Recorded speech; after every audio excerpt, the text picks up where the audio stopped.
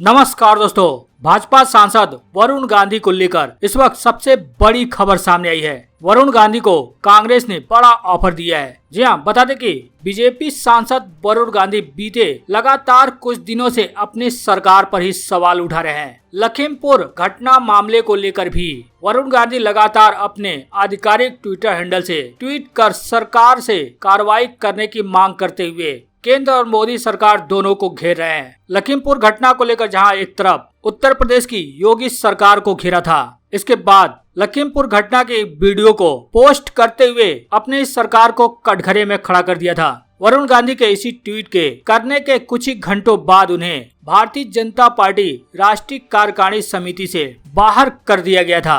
हालांकि वरुण गांधी के साथ साथ उनकी मां मेनका गांधी को भी बीजेपी राष्ट्रीय कार्यकारिणी समिति से बाहर कर दिया गया था। वरुण गांधी ने किसानों के समर्थन में जो ट्वीट किया था, उसके कुछ ही घंटों बाद उन्हें बाहर का रास्ता भारतीय जनता पार्टी ने दिखा दिया था। उस ट्वीट में उन्होंने लिखा था कि साथ ही उन्होंने वीडियो भी पोस्ट किया था। लिखा था कि वीडियो में बिल्कुल साफ देखा जा सकता है, हत्या के जरिए प्रदर्शनकारियों को चुप नहीं कराया जा सकता। निर्दोष किसानों के गिराए गए खून के लिए जवाबदेही होनी चाहिए और अहंकार और क्रूरता का संदेश हर किसान के दिमाग में आने से पहले ही उन्हें न्याय दिया जाना चाहिए।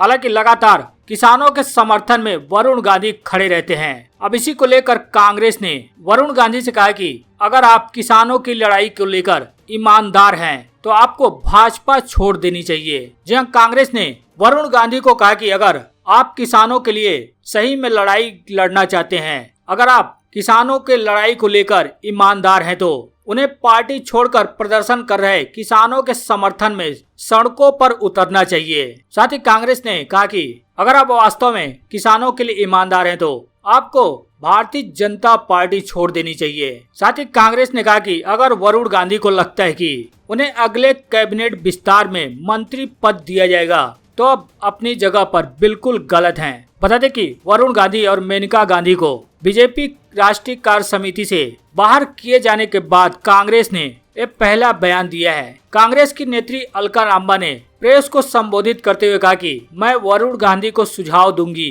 कि अगर उनमें थोड़ा भी स्वाभिमान बचा है, अगर वह लखीमपुर खीरी में कुचले गए किसानों के लिए अपनी लड़ाई को लेकर थोड़ा भी ईमानदार है तो उन्हें ट्विटर पर लड़ाई लड़ने के बजाय भारतीय जनता पार्टी को छोड़कर सड़कों पर उतरना चाहिए और अपनी आवाज को बुलंद करनी चाहिए। अलका लांबा ने कहा कि लेकिन अगर उन्हें यानी वरुण गांधी को लगता है कि कैबिनेट के अगले विस्तार में उन्हें शामिल किया जाएगा तो मुझे लगता है कि वह गलत है। उन्हें अभी फैसला करना चाहिए। तो क्या कांग्रेस इसी बहाने वरुण गांधी को कांग्रेस में आने का निमंत्रण दे रही है? जैसा अलका लांबा ने उन्हें सलाह दी है कि अगर आप किसानों के प्रति ईमानदार हैं तो उनके समर्थन में सड़कों पर उतरिए और भारतीय जनता पार्टी छोड़ दीजिए।